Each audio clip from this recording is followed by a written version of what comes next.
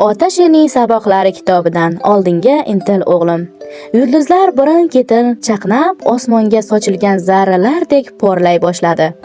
Jasur ham, Oydin ham otasidan eshitgan hikoyasidan hayratlanib chuqur xayolga ketishdi. Ko'zlariga uyqu tiqilib turgan bo'lsa-da, "Dada, yana bitta qiziqarli hikoya aytib bering" deyishardi. Ota Sher chuqur nafas oldi-da, sekin gap boshladi.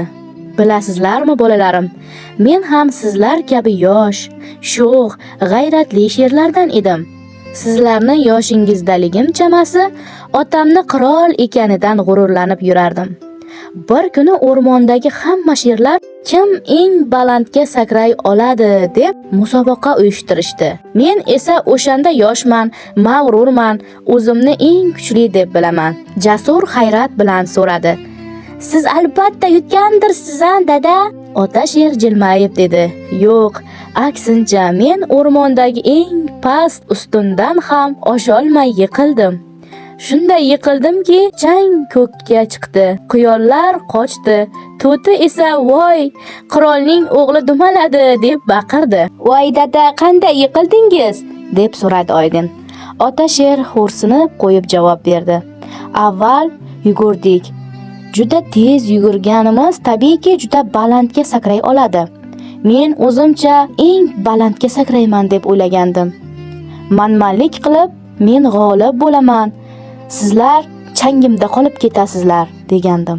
Qolib ketishdi ham, ammo mag'lubiyatim changida. Birinchilikda ketayotgandim.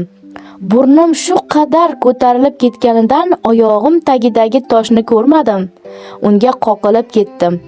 Mana shunday shiddat bilan yugurish, shiddat bilan dumalashga aylanib ketdi. Keyin men uyalib butun o'rmondan yashirindim. 3 kun hech kimga ko'rinmadim. Faqat otam meni topib shunday degandi: "O'g'lim, kuchli sher yiqilmagani bilan emas, yiqilganda qanday turishi bilan farq qiladi. Toshga qoqilgan bo'lsang-da, kibrdan, mag'rurlikdan qoqilma. Yetakchilarga kibrlanish yarashmaydi. Yetakchilik ustunlik emas, omonat. Omonatga esa kamtarlik bezak bo'ladi. Eng buyuk yetakchilar o'zini boshqalardan baland qo'ymagan, balki eng ko'p xizmat qilganlar.